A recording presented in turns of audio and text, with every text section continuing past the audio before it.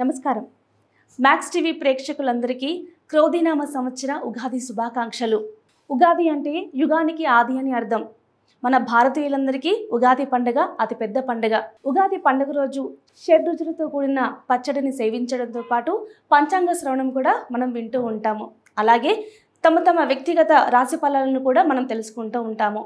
మరి రాశి ఫలాలకు సంబంధించిన అనేక విషయాలను మనకు తెలియజేయడానికి ప్రస్తుతం స్టూడియోలో ఉన్నారు ప్రముఖ జ్యోతిష్య పండితులు, దేవి ఉపాసకులు వేలూరి రవికిరణ్ శర్మ గారు. మరి వారిని అడిగి ఉగాది విశిష్టతను గురించి అడిగి తెలుసుకుందాం.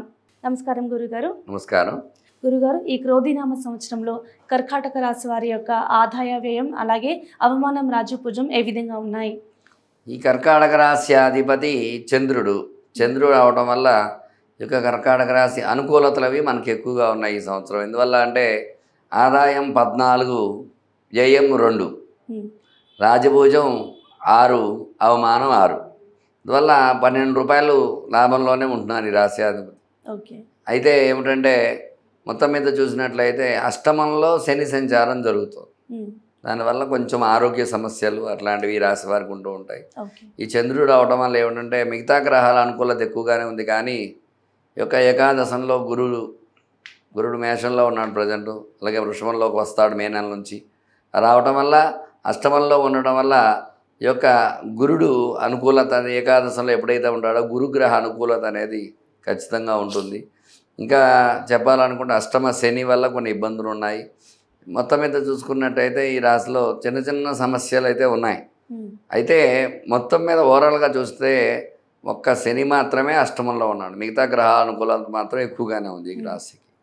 కర్కాటక రాశి అధిపతి చంద్రుడు కూడా ఒక స్థానం, నవనాయకుల్లో ఒక స్థానం చంద్రుడు కూడా లభించింది.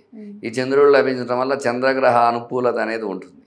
దానివల్ల చంద్రగ్రహానికి అధిపతి శివుడు అవడం వల్ల ఖచ్చితంగా వీళ్ళు ఏదైతే అనుకుంటారో శివాభిషేకం చేయటము, అలాగే నరదృష్టి నరఘోష ఎక్కువగా ఉంటుంది కర్కాటక రాశి వారు. అందువల్ల నరఘోష నివృత్తి కోసం అని చెప్పేసినని శుక్రవారం పూట రాహుకాలం పూజ చేయటము, ఇట్లాంటివి చేయటం ద్వారా కొంచెం అనుకూలతలు అవి ఏర్పడుతూ ఉంటాయి.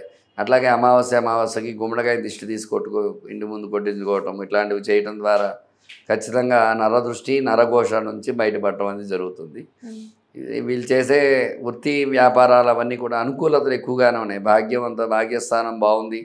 అట్లాగే వృత్తిపరంగా ఏ వ్యాపారం చేస్తున్నప్పుడు ఈ వ్యాపారంలో లాభం రావడం అదంతా కూడా బాగుంటుంది. ఇంకా చెప్పాలనుకుంటే ఉద్యోగం అనుకునే వాళ్ళు ఖచ్చితమైన ఉద్యోగం, మంచి ఉద్యోగం సాధించడం అనేది జరుగుతుంది. ఉద్యోగపరంగా సమస్యలు లేకుండా ఉంటుంది. వ్యవసాయపరంగా కూడా అనుకూలతలు అవి ఎక్కువగానే ఉన్నాయి. ఇబ్బంది లేకుండా వ్యవసాయం కూడా ఈ రాశిలో ఉండే వాళ్ళకి అనుకూలతలు ఉన్నాయి. కాబట్టి అధిక పంట దిగుబడి రావడము అది చేయటం బాగుంటుంది. అట్లాగే రియల్ ఎస్టేట్ రంగంగా చూసుకున్నప్పటికీ కూడా సోముడు అంటే చంద్రుడు అధిపతి అవడం వల్ల అనుకూలతలు ఎక్కువగానే ఉంటాయి రియల్ ఎస్టేట్ రంగంగా చూసుకున్నప్పటికీ కూడా. ఎందుకంటే ఐశ్వర్యాధిపతి శివుడు, ఆ శివుడికి అధిపతి సోమవారం కాబట్టి ఐశ్వర్యం కలగాలంటే శివుని ఆయన శరణ పెడితేనే ఐశ్వర్యం మనకు వస్తుంది. కాబట్టి ఈ రియల్ ఎస్టేట్ రంగంలో సోముడు అధిపతి అవడం వల్ల రాశికి ఖచ్చితంగా శివానుగ్రహం వీళ్ళకి ఉంటుంది. దానివల్ల ఆ రియల్ ఎస్టేట్ వ్యాపారం కూడా బాగుంటుంది.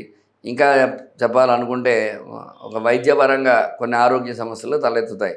ఎందువల్ల అంటే అష్టమ స్థానంలో శని సంచారం, దానివల్ల ఏమవుతుందంటే కొంచెం నిస్త్రాణ ఏర్పడటం, ఆరోగ్య సమస్యలు రావటము, ఇబ్బందులు కలగటము ఇట్లాంటివి జరుగుతూ ఉంటాయి. కొంచెం ఔషధ సేవలు అయితే ఖచ్చితంగా ఉంటాయి.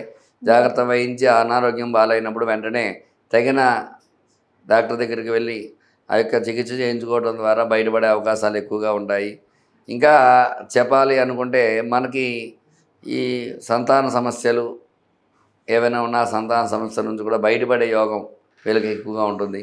అట్లాగే చంద్రుడు అధిపతి అవడం వల్ల ఆడపిల్ల సంతానం కలుగుతుంది. ఈ రాశిలో ఉండే వాళ్ళకి ఎక్కువగా 70% ఈ సంవత్సరంలో ఆడపిల్లలే ఎక్కువగా అడుగుతారు. కర్కాటక రాశిలో ఉండేవారికి 70% ఆడపిల్లలు, ఒక 30% మాత్రమే ఆ యొక్క లగ్నాన్ని బట్టి ఆ మగపిల్లవాడు సంతానం కలగడం అనేది జరుగుతుందన్నమాట. ఇంకా వివాహం కానీ స్త్రీ పురుషులు ఎవరున్నా సరే వివాహం ఖచ్చితంగా జరిగి తీరుతుంది.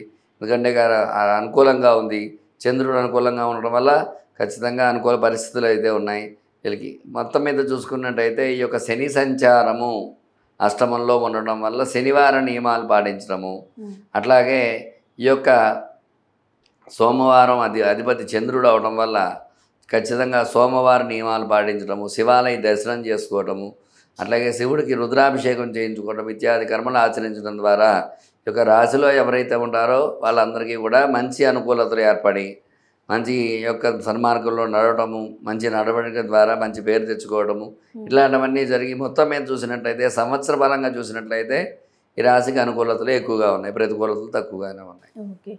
మరి ఈ కర్కాటక రాశి వారికి క్రోధినామ సంవత్సరంలో ఏ విధంగా ఉంటుందో మాకు తెలియజేశారు గురుగారు. ధన్యవాదాలు. ధన్యవాదాలు.